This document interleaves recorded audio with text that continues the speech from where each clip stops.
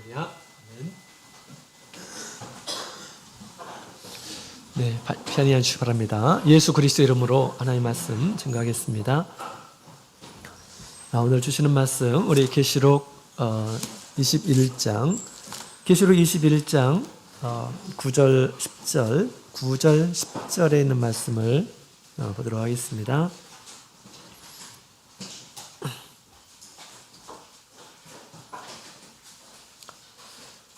9절 10절 계시록 21장 9절 10절에 있는 말씀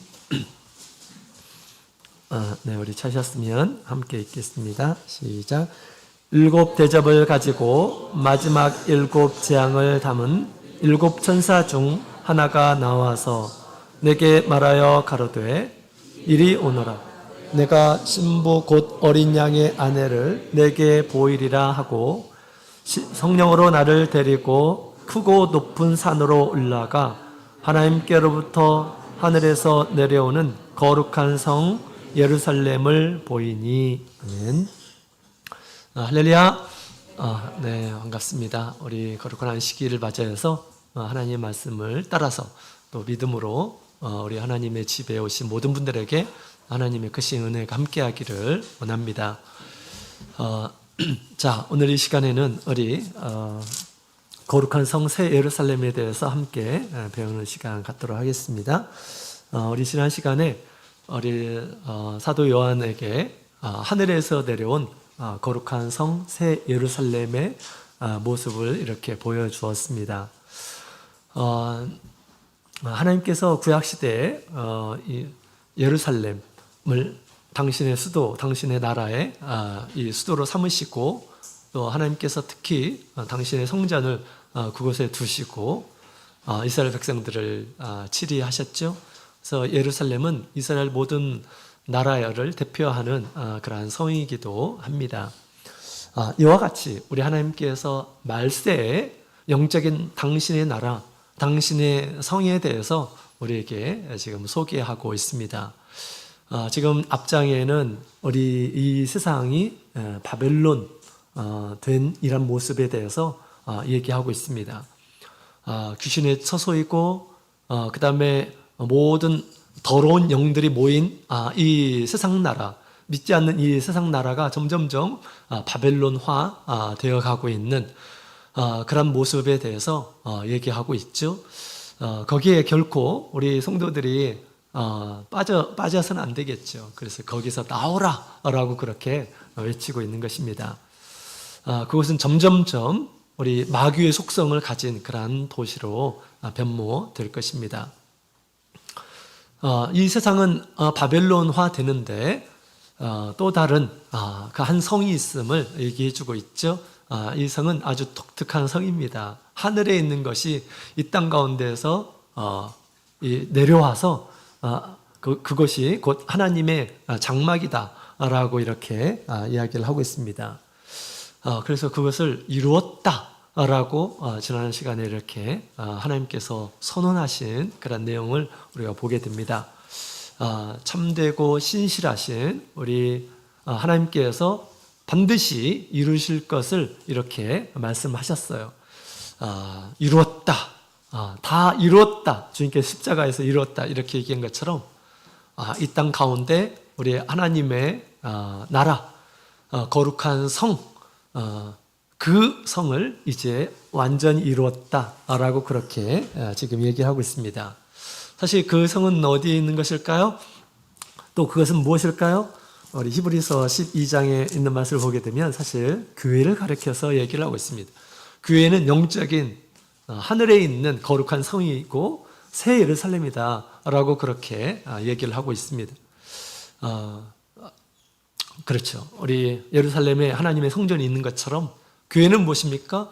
살아계신 하나님의 전이다 라고 그렇게 얘기를 하고 있죠. 그래서 그렇게 지금 빗대서 얘기하는 것입니다.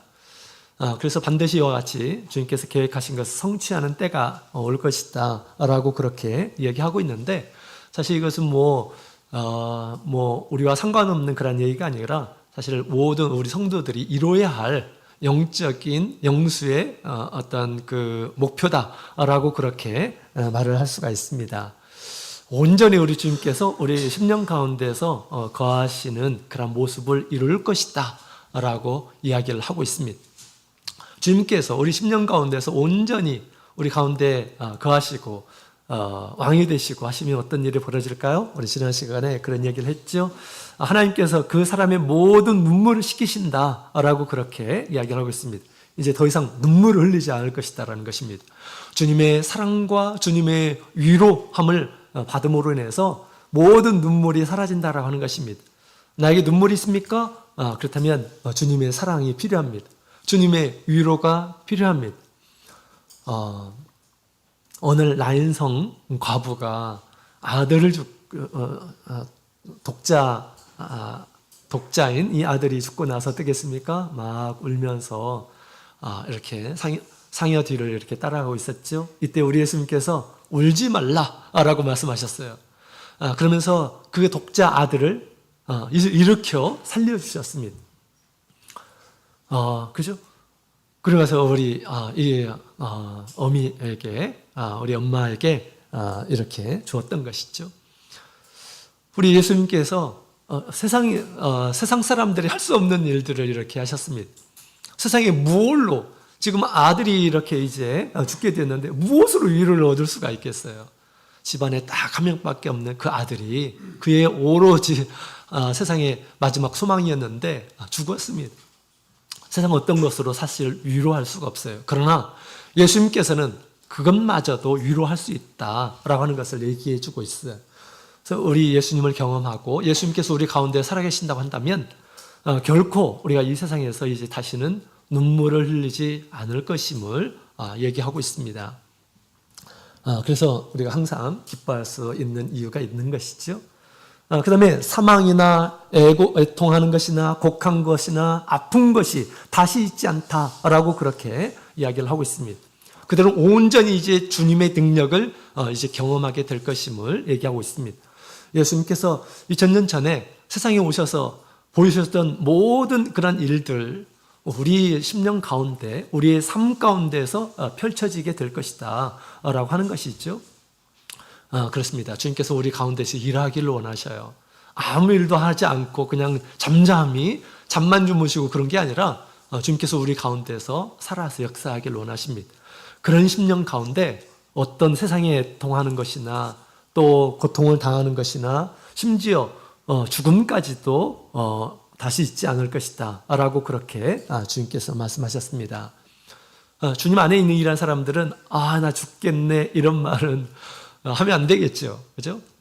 아직 주님께서 역사하지 않는다라고 하는 뜻입니다. 그래서 그러니까 아파 죽겠네, 힘들어 죽겠네, 또 피곤해 죽겠네, 이런 말들은 합당하지 않습니다. 주님께서 늘 우리 가운데 계신다고 한다면 주님의 능력을 힘입어서 우리가 이와 같이 다시는 애통하는 것이나 고통하는 것이나 또 죽음까지도 우리가 피할 수 있음을 얘기를 하고 있습니다. 이것이 완전한 우리 예수님께서 보여주신 새 예루살렘, 예수님께서 각 우리 성도들에게 요구하시는 바의 믿음의 정도임을 지금 얘기하고 있습니다. 우리 예수님께서는 우리 죽음도 피하는 만병통치약을 이렇게 주실 것임을 약속을 하셨습니다. 그들이 왜 이렇게 슬퍼하지도 않고 애통하지도 않고 막 이럴까요? 주님께서 주시는 만병통치약을 주시는데 그 만병통치약이 뭡니까? 생명수다라고 그렇게 얘기를 하고 있어요. 생명수를 마시는 이러한 사람들은 이처럼 될 것이다 라고 이렇게 얘기를 하고 있는 것이죠. 그렇습니다. 속에서 솟아나는 그런 기쁨이 가득할 것임을 얘기를 하고 있는 것입니다. 이런 생명수는 누구에게 주실까요? 주님께서 누구에게 주실까요? 사마리아 여인에게 그렇게 얘기했습니다. 내게 구하는 자, 네가 그것을 안다고 한다면, 내가 너에게 샘물을 주는 것을 알 것 같으면 네가 나에게 구했을 것이다 라고 우리 주님께서 말씀하셨습니다. 우리 주님께 구하는 자마다 주님께서 주실 것을 말씀하셨어요. 값없이 주실 것임을 주님께서 약속을 하셨습니다. 여러분, 인생의 갈급함, 세상의 어떤 물질로 해결할 수 없는 이 갈급함이 우리 모든 사람들에게 있는 것입니다. 이 갈급함은 세상의 어떤 돈으로 해결할 수가 없고요. 또 세상에서 맛있는 거 먹는다고 해서 해결되는 것이 아닙니다. 세상에서 뭐 좋은 경치를 본다고 해서 이 인생의 갈급함이 해결될까요? 잠시 잠깐이에요. 잠시 잠깐입니다.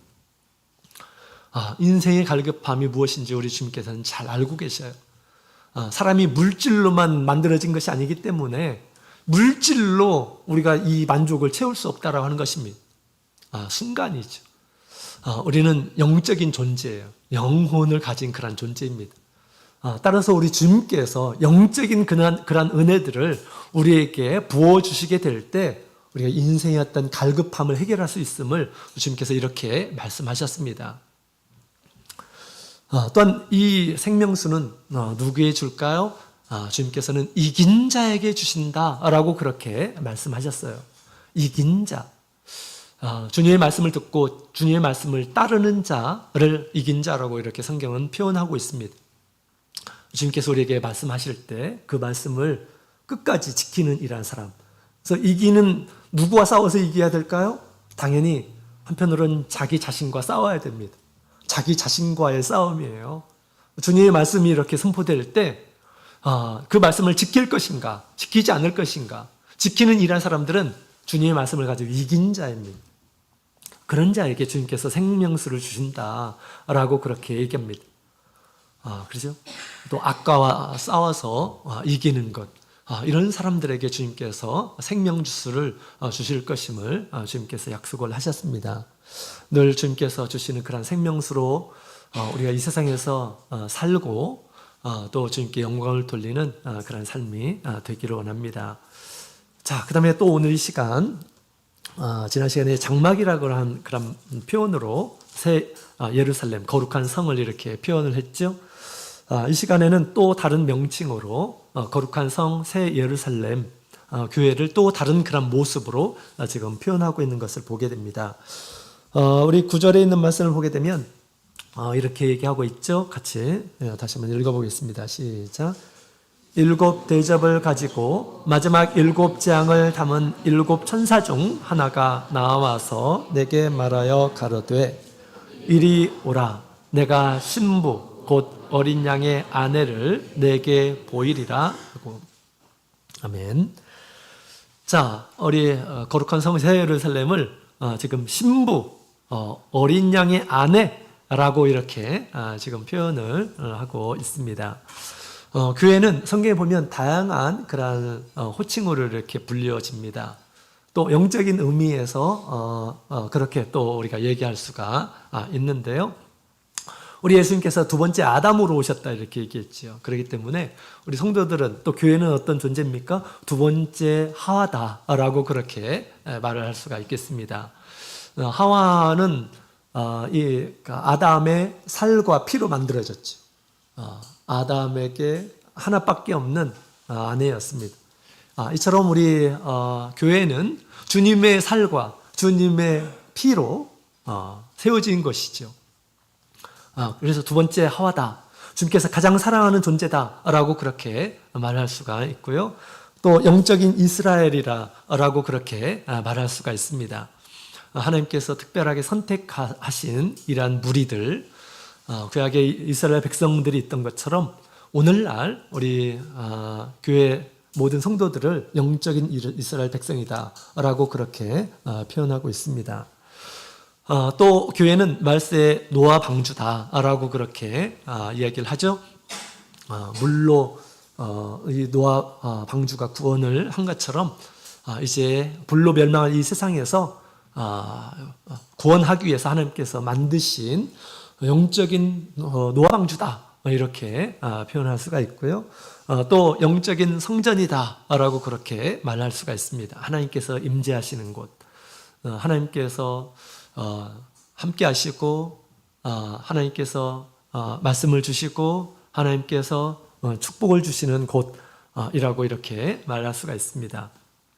자, 그런데 또 이 거룩한 성에 대해서 사도 요한에게 보여준 이런 모습, 또 천사가 우리 교회를 가리켜서 신부다, 어린 양의 아내다 라고 그렇게 표현을 하고 있습니다.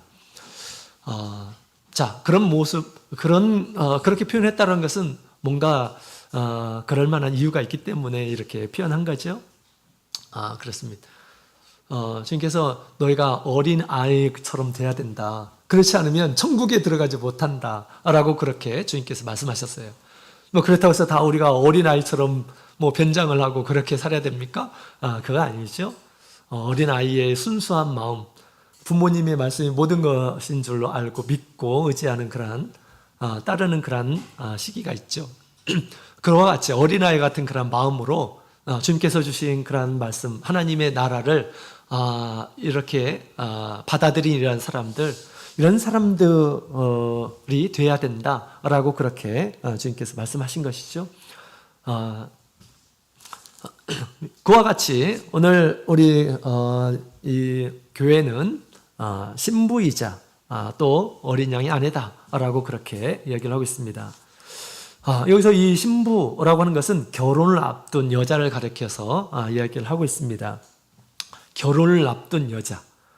그래서 잘 단장된 그런 준비된 모습이라고 이렇게 그 앞절에도 그렇게 표현이 되어 있죠. 우리 2절에 있는 말씀을 보게 되면 그 예비한 것이 신부가 남편을 위하여 단장한 것 같더라 라고 그렇게 이야기를 하고 있습니다. 남편과 이제 결혼할 사람, 신부를 맞이하기 위해서 또 결혼을 위해서 가장 자기를 잘 이렇게 다듬고 가꾸고 예비된 그런 사람이 그 신부의 모습인 것이죠. 가장 아름다운 모습을 갖춘 신부의 모습입니다. 자, 말세에는 우리 바벨론은 큰 음녀의 모습으로 이렇게 나타납니다. 하나님 앞에 음녀의 모습. 음녀는 뭡니까? 아주 불결한 타락한 여자를 음녀라고 합니다. 음녀로 나타나요.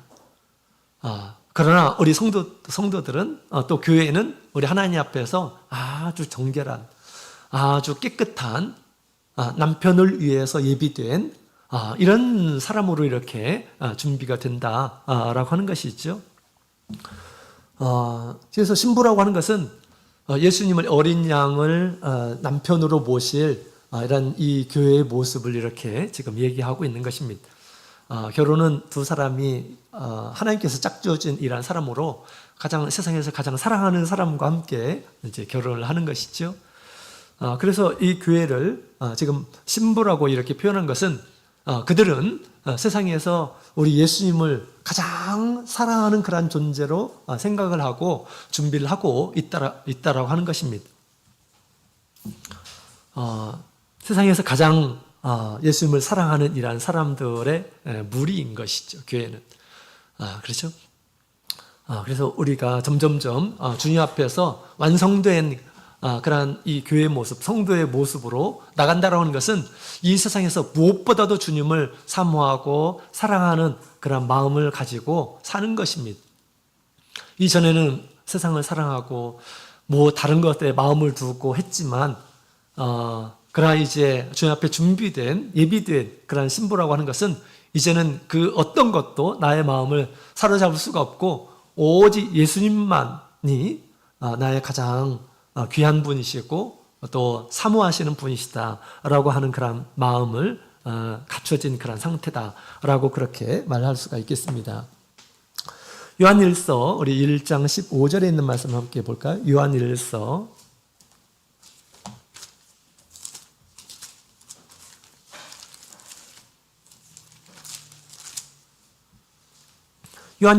2장 15절.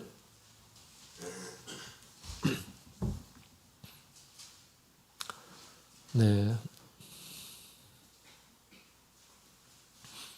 15절 같이 읽어보겠습니다. 시작. 이 세상이나 세상에 있는 것들을 사랑치 말라. 누구든지 세상을 사랑하면 아버지의 사랑이 그 속에 있지 아니하니. 아멘. 세상이나 세상에 있는 것을 사랑하지 말라라고 그렇게 얘기하고 있습니다. 이것은 우리의 마음이 잘못된 것입니다. 마땅히 우리가 하나님을 알고 있는데 하나님께서 세상을 만드시고 세상에 있는 것들을 다 만드셨는데 우리가 하나님을 아는 이러한 사람으로서 하나님께 마음을 두어야지 세상에 마음을 두는 것은 이것은 마치 우상을 마음에 두는 것과 같은 것입니다. 그렇죠? 하나님께 마음을 두어야 되는 것입니다. 마귀는 이 세상에 있는 것들, 세상에 여러 가지 좋은 것들을 가지고 유혹을 해요. 그래서 우리의 마음을 거기에 빠지도록 하는 것입니다. 세상을 사랑하게 하고 또 세상에 있는 것을 사랑하게 하고 세상의 어떤 성공을 바라보면서 그것이 마치 최고인 것처럼 이렇게 생각하고 한다라는 것입니다. 마귀가 세상에 있는 것을 가지고 또 사람의 마음을 미혹시킵니다. 세상을 사랑하도록. 그래서 우리 바울 사도가 같이 동역을 하는 이러한 일꾼도 세상을 사랑함으로 일을 그만두고 세상으로 향해 갔다라고 그렇게 얘기를 하죠. 또 에베소 교회 성도들은 처음에 주님을 사랑하는 첫사랑이 있었습니다. 그러나 첫사랑이 점점 식어졌어요. 주님을 향한 그런 사랑이 점점 식어져 가지고 그 사랑이 어디에 갔을까요? 세상으로 흐르고 세상에 있는 것들에 대해서 집착을 하고 사랑하고 그랬겠죠. 돌이키라 주님께서 말씀하셨습니다. 그렇지 않으면 어떻게 될까요? 그렇지 않으면 촛대를 넘기리라 라고 그렇게 주님께서 말씀을 하셨습니다. 그래서 우리는 주님 오시기 전에 주님 앞에 신부의 모습을 준비를 해야 돼요.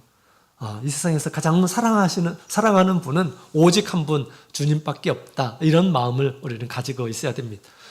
주님께서 이 세상에 있는 모든 것을 주셨어요. 뿐만 아니라 예수님께서는 우리를 위해서 당신의 생명까지 우리에게 주셨습니다. 그러니 우리가 무엇에 마음을 두고 살아야 될까요? 당연히 우리의 마음은 예수님을 사랑하는 마음, 예수님을 사모하는 마음, 주님께서 오시는 것에 대해서 기대하고 소망하는 마음을 갖는 것이 중요한 것입니다. 바람직한 신앙생활의 모습이에요, 이게. 그래서 주님 보시기에 가장 온전한 우리 교회의 모습, 또 성도들의 모습은 신부의 모습으로 이렇게 보일 것임을 얘기하고 있습니다. 이 마음이 우리 가운데 있어야 되겠죠? 또 아름다운 신부의 모습은 여러 가지 다양한 모습이 있을 것입니다.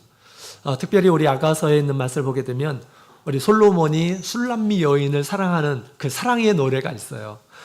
그 아가서에 있는 내용을 보게 되면 술람미 여인의 아름다운 모습을 이렇게 칭찬하는 것들에 대해서 여러 가지로 이렇게 얘기를 하고 있습니다. 그것들을 보게 되면 우리 성도들이 하나님 앞에서 갖춰야 될 것이 무엇인지라고 하는 것을 잘 이야기하고 있습니다. 특별히 우리 그 술람미 여인은 비둘기 같은 그런 눈을 가졌습니다. 아주 순결한 눈, 깨끗한 눈, 그 깨끗한 눈으로 뭘 봅니까? 하나님을 봅니다. 마음이 청결한 자는 복이 있나니 저희가 하나님을 볼 것이며 라고 그렇게 얘기하고 있죠.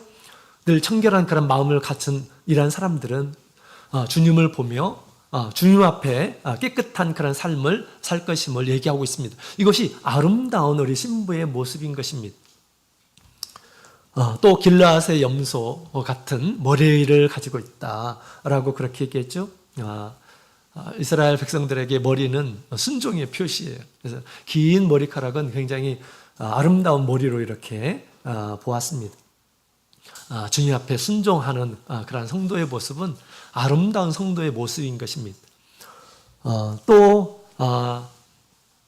그의 이빨은 흰 암양의 이빨과 같다라고 이렇게 이야기를 하고 있죠. 그래서 우리 건강하게 우리 하나님의 말씀을 건강하게 이빨이 없는 이런 사람이 아니라 이빨이 다 갖춰져서 하나님의 말씀을 잘 먹고 소화하고 건강한 그런 신앙임을 얘기하고 있습니다. 또 그의 입술은 홍색실 같은 입술을 가지고 있다라고 그렇게 얘기하죠. 홍색실. 그래서 우리 예수 그리스도의 구속을 전파하는 예수 그리스도의 사랑을 전하는 입술이야말로 가장 아름다운 입술일 것입니다. 사실 지난번에 이거 자세하게 이렇게 말씀을 드렸는데요. 이처럼 우리 아름다운 신부의 모습들이 있어요. 그런 신부의 모습을 갖춘 그런 상태의 우리 성도가 하나님 보시기에 정말 다 준비된 그런 모습일 것입니다. 우리는 주님 앞에 설날을 기대하면서 잘 준비해 나가야 돼요. 바울 사도도 성도를 전도하는데 왜 전도를 했습니까? 우리 고린도후서 11장 2절에 있는 말씀을 보게 되면 주님 앞에 정결한 처녀로 세우기 위해서 내가 너에게 복음을 전하는 거다라고 그렇게 이야기를 하고 있죠. 주님 앞에 정결한 처녀로 신부로 드러나게 하기 위해서. 바울 사도도 그런 마음을 가졌어요. 바울 사도도 늘 빌립보서 3장 14절에 있는 말씀을 보게 되면 표대를 향하여 그리스도 예수 안에서 하나님이 위에서 부르신 부름의 삶을 위해서 쫓아가노라 라고 그렇게 이야기를 하고 있습니다. 표대를 향해서 신앙의 결승점을 향해서 계속해서 달려가고 있는 자기 자신의 신앙의 모습을 이렇게 표현하고 있습니다. 이미 얻었다라고 이렇게 얘기하지 않았어요. 이미 얻은 것도 아니고 이미 온전히 이뤘다라고 하지도 않았습니다. 뒤에 있는 것은 다 잊어버리고 앞에 있는 것을 향해서 달려가고 있다라고 그렇게 이야기를 하고 있는 것입니다. 주님께서 기뻐하시는 그러한 신부의 모습을 위해서 그는 우리가 보기에 온전한 것처럼 보이지만 그러나 그도 계속해서 달려가고 있다라고 그렇게 얘기하고 있는 거죠. 우리도 우리 주님 앞에 점점점 더 완성된 그런 모습으로 나타나기 위해서 우리가 지금의 나에 만족하는 것이 아니라 우리가 주님 앞에 더욱 온전함을 이루기 위해서 달려가는 그런 신앙을 가져야 하겠습니다. 자, 그 다음에 두 번째로 이제 어린 양의 아내의 모습으로 보여줬어요. 거룩한 성 새 예루살렘을 어린 양의 아내라고 이렇게 얘기합니다. 아내라고 하는 것은 이미 결혼한 사람을 그렇게 불러요. 신부는 아직 결혼하지 않은 이라는 사람, 막 결혼한 이라는 사람을 또 신부라고도 하죠. 한편으로는 신부이고 한편으로는 또 어린 양의 아내다라고 그렇게 이야기를 하고 있습니다. 그만큼 이 교회는 우리 그리스도와 가장 친밀한 그런 관계임을 얘기하고 있습니다. 부부, 남편과 아내는 성경에 보면 한 몸이다 라고 그렇게 얘기를 하죠. 두 몸이 아닙니다. 하나의 몸이다 라고 그렇게 얘기를 가장 가까운 존재예요. 자녀들과도 다른 것입니다. 형제하고도 다른 것이, 부모하고도 다른 것입니다. 이 부부는 정말 가까운 아주 친밀한 그런 관계를 가지고 있는 것이죠. 그래서 가장 친밀하고 또 한 몸을 이룬 이러한 존재로 이렇게 지금 표현을 하고 있는 것이죠. 에베소서 5장에 있는 말씀을 함께 보도록 하겠습니다. 에베소서 5장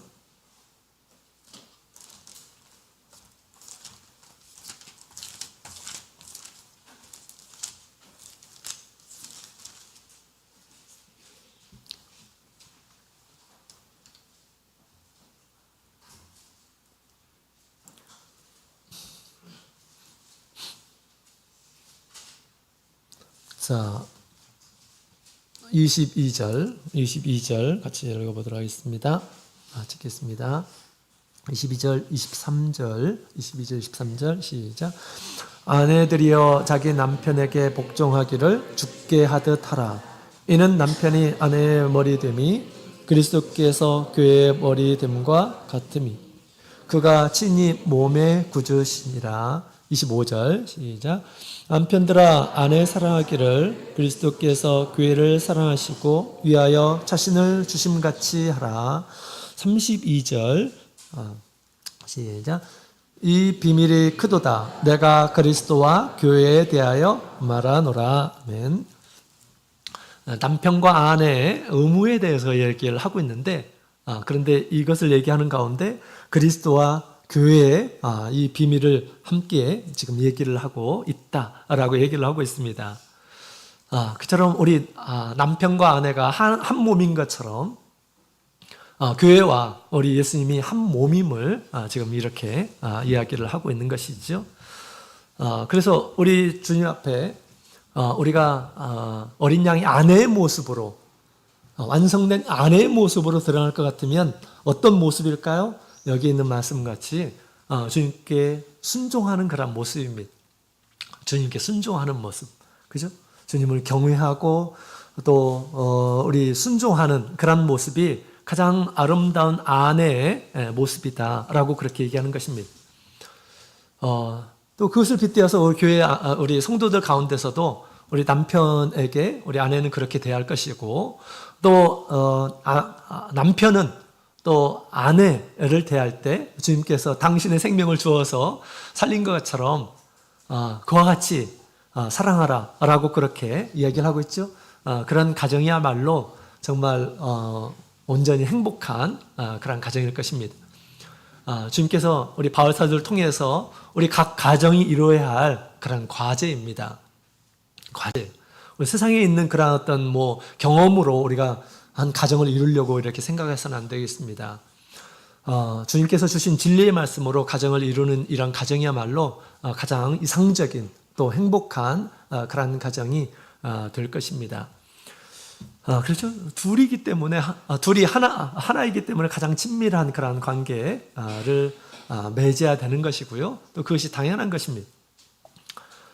당연한 것인데 우리가 부부가 함께 가정에서 사는 가운데 몇십 년을 이렇게 살았지만 어떤 때는 남편을 이해하지 못하고 아내를 이해하지 못하고 그런 순간들이 있는 것 같습니다. 서로 함께 많이 배워야 돼요. 서로 많이 배워야 됩니다. 그리고 자신은 아내면 아내의 입장에서 어떻게 할 것인가, 남편은 남편의 입장에서 어떻게 할 것인가, 주님께서 나에게 주신 말씀은 무엇인가 라는 그런 생각을 가지고 우리가 스스로 완전함에 이르도록 노력해야지요.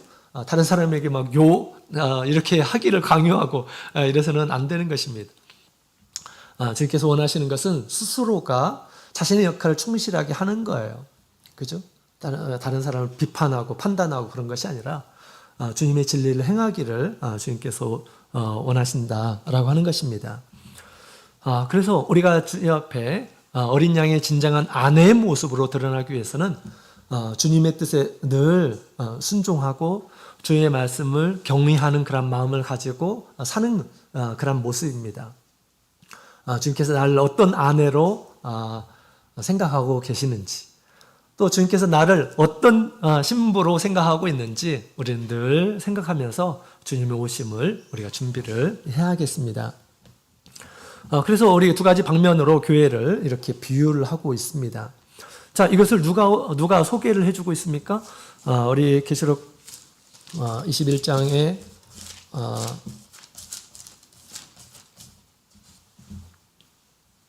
9절에 있는 말씀을 보게 되면 7 대접을 가지고 마지막 7 재앙을 담은 7 천사 중 하나가 이렇게 얘기를 하죠.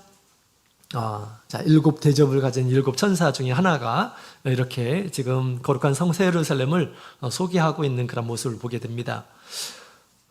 자, 특별히 그 7 대접을 가진 이 천사가 이렇게 얘기했다라는 것은 무엇일까요? 7 천사는 하나님의 7 이제 마지막 진노를 이렇게 담은 이 대접을 가지고 있는 그런 천사였죠. 그래서 이제 그 7 재앙을 이 세상에 붓기 전에 이제 이 거룩한 성 새 예루살렘이 하나님 앞에서 온전하게 이렇게 이루어질 것임을 얘기하고 있다라고 하는 것이죠. 반드시 세상이 끝나기 전에 주님께서 세우신 이 교회가 우리가 전체적으로 모든 그 당시 이제 살아남은 그런 모든 성도 또 교회가 이와 같이 완전하게 점이 없고 흠이 없는 그런 모습으로 드러날 것임을 얘기해주고 있다라고 하는 것이죠. 이제 7 대접은 우리 계시록 16장에 있는 말씀을 보게 되면 7 대접 하나씩 부을 때마다 이 세상의 마지막 하나님의 이 재앙을 내리죠. 자연계에 내리고 또 짐승의 보좌 앞에 내려서 이제 완전히 이 세상이 끝나도록 그렇게 하는 그런 재앙입니다. 그 전에 이제 우리 거룩한 성이 온전히 완성될 것임을 얘기를 하고 있습니다. 자, 그렇다면 이 거룩한 성 새 예루살렘은 어떤 모습일까요? 또 어떻게 그것을 우리가 알 수가 있는 것일까요? 우리 10절에 있는 말씀을 같이 읽어보도록 하겠습니다. 10절 같이 읽겠습니다. 시작. 성령으로 나를 데리고 크고 높은 산으로 올라가 하나님께로부터 하늘에서 내려오는 거룩한 성 예루살렘을 보이니. 아멘. 자, 이 땅 가운데 완성된 하나님의 나라의 모습을 지금 새 예루살렘으로 이렇게 지금 보여주고 있다라는 것이죠. 자, 이것을 볼 수 있는 이란 사람들은 복이 있는 이란 사람입니다. 사도행전 1장에 있는 말씀을 보게 되면 예수님께서 성령의 약속에 대해서 이렇게 말씀하셨어요. 성령이 내리면 이제 너희가 큰 권능을 얻게 될 것이다 라고 그렇게 말씀하셨어요. 이때 이 제자들이 하나님의 나라에 대해서 굉장히 궁금했습니다. 하나님의 나라의 회복이 이때입니까? 라고 그렇게 물어보죠. 뭔가 가시적으로 막 완전하게 변화된 이 세상을 꿈꾸고 있었던 것입니다. 성령이 내리면 큰 권능을 받는다고 이렇게 얘기하니까 이제 그것이 생각이 났던 것 같습니다. 하나님의 나라가 그때 이렇게 온전하게 이루어집니까? 회복이 됩니까? 라고 그렇게 이제 질문을 했던 거죠. 이때 우리 예수님께서 하시는 말씀은 그 하나님의 나라가 언제 이루어지는지 때와 기한은 우리 아버지의 권한에 있다 라고 그렇게 말씀하시면서 너희는 알 바 아니다 라고 말씀하셨어요. 너희가 알 바 아니다. 그 때에 대해서는 언제 그것이 온전히 이루어질지 너희가 알 바 아니다. 너희가 해야 되는 것은 뭐냐? 너희가 해야 되는 것은 복음을 전하는 거다 라고 그렇게 주님께서 말씀을 하셨던 것이죠. 그런데 그 하나님의 나라가 지금 이제 온전히 이루었음을 선포하고 그 온전하게 이루어진 그런 모습에 대해서 지금 알려주고 있다고 하는 것입니다. 온전하게 이루어진 하나님의 나라에 대해서 지금 얘기해 주고 있어요. 또 이것이 우리 눈앞에 이제 앞으로 펼쳐지게 될 것입니다. 그런데 이런 나라를 보는 이러한 사람들은 참 복이 있을 것이고 또 봐야 되는데요. 어떻게 그 나라를 볼 수 있는지에 대해서 지금 얘기를 해주고 있습니다. 지금 우리 10절에 보면 성령으로 나를 데리고 가서 이것을 보여주었어요. 그래서 우리 거룩한 성 새 예루살렘에 대해서 우리 이 천사가 지금 영 안에서 보게 했다라고 하는 것이 데려가서 보게 했다라고 하는 것입니다. 영 안에서 그 영 안에 들어가서 보게 되었을 때 그것을 이제 온전하게 이제 성의 모습을 이렇게 다 보게 되었다라고 하는 것입니다. 따라서 우리가 이 완전하게 이루어진 이 교회의 모습은 우리의 눈에 가식적으로 보여지는 그런 것이 아니고요. 영적인 안에서, 영 안에서 볼 수 있는 것임을 지금 이와 같이 이야기해주고 있다라고 하는 것입니다. 물론 우리가 세상에서 조금 더 이전보다 더 월등히 나은 그런 모습, 하나님의 능력을 이렇게 드러내고 하나님의 거룩함을 이렇게 힘입고 모든 우리 성도들이 성결한 모습으로 있는 것들이 눈에 보이겠죠. 그러나 그것이 전부가 아니고 이제 영 안에서 그 거룩한 성 새 예루살렘을 이렇게 보게 했다라고 하는 것입니다. 그래서 하나님께서 우리에게 이와 같이 영적인 안목을 우리에게 주셨을 때 비로소 그것이 우리 교회의 진정한 모습을 볼 수 있음을 얘기해주고 있다라고 하는 것입니다. 그래서 주님께서 이 교회가 어떤 곳인가라고 하는 것에 대해서 영 안에서 이렇게 보여주실 때 또 그것을 본 이러한 사람들이 이 교회라고 하는 것이 이런 것이구나라고 하는 것을 이렇게 진정으로 깨닫게 되는 것이죠. 그래서 우리가 성령 안에서 우리가 부지런히 우리의 눈을 떼어서 뜨게 하셔서 하나님의 나라를 볼 수 있도록 그렇게 우리가 기도에 힘써야겠습니다. 자, 그리고 이 천사가 그를 데리고 가죠. 사도 요한을 데리고 갑니다. 천사의 이끌림을 받아서 이제 그가 거룩한 성 새 예루살렘을 보게 됩니다. 천사가 하는 일들이 굉장히 많아요. 우리가 깨닫도록 하고 알지 못하는 것을 알게 하도록 하고 또 보호하기도 하고 합니다. 하나님의 이 뜻을 따라서 이 천사가 이렇게 일하는 것이죠. 그래서 이런 이 도움을 통해서 영적인 것들에 대해서 제대로 된 그런 모습을 볼 수 있다라고 그렇게 우리가 알 수가 있습니다. 그 다음에 거룩한 성 새 예루살렘은 크고 높은 산 위에 있음을 알게 됩니다. 그죠? 자, 그래서 크고 높은 산에 올라갔을 때 거기에 이제 거룩한 성 새 예루살렘이 있는 것을 보게 되었습니다. 에스겔 40장 2절에 있는 말씀을 보면 에스겔에 보여준 이 성전도 그처럼 크고 높은 산 위에 성읍이 이렇게 있고요. 거기에 또 성전이 있는 것들을 이렇게 보게 되죠. 아주 크고 높은 산 그 꼭대기에 있었던 것입니다. 이것은 예루살렘과 좀 흡사합니다. 예루살렘도 그 높은 산 꼭대기에 이렇게 이제 예루살렘 성이 있었던 것이죠.